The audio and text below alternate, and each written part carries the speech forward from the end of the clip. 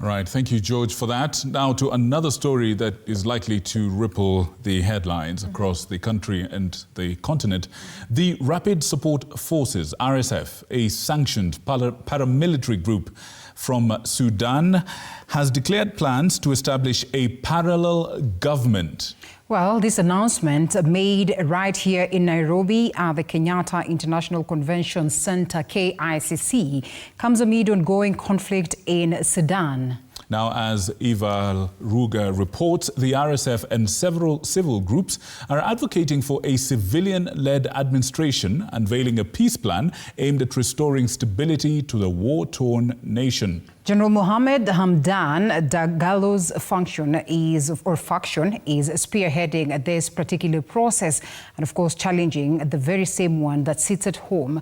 And like you rightfully say, it is something that we'll eagerly wait to see how, of course, the entire continent will get to receive it. Of course, with Nairobi, of course, setting the stage for major shifts in Sudanese politics. Let's take a look at that. Let's take a look.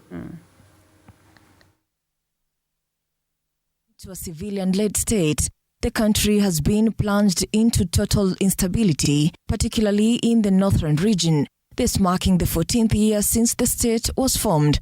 As the war continues in Sudan, claiming over 24,000 lives, a significant development has emerged. A powerful paramilitary group, the Rapid Support Forces, along with civil groups and human rights activists, has announced the formation of a parallel government fully constituted and aimed at ensuring peace and safety for Sudanese citizens. This declaration was supposed to be signed today from KICC, Nairobi County, but it was postponed to the 21st of this month.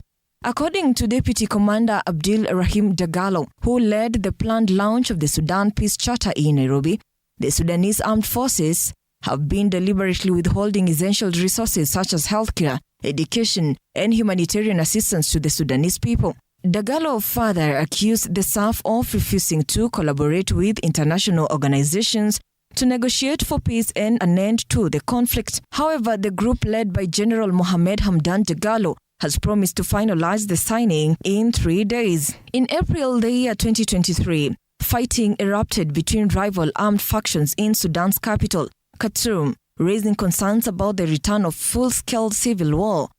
The conflict is primarily a power struggle between Sudanese armed forces, led by General Abdel Fattah al-Burhan, and the paramilitary group RSF, led by Mohamed Hamdan Dagalo. Both factions are fighting for control of the state and its resources. General Abdel Fattah al-Burhan, however, refused to engage in peace talks mediated by President William Ruto, accusing him of siding with the RSF in the year 2023.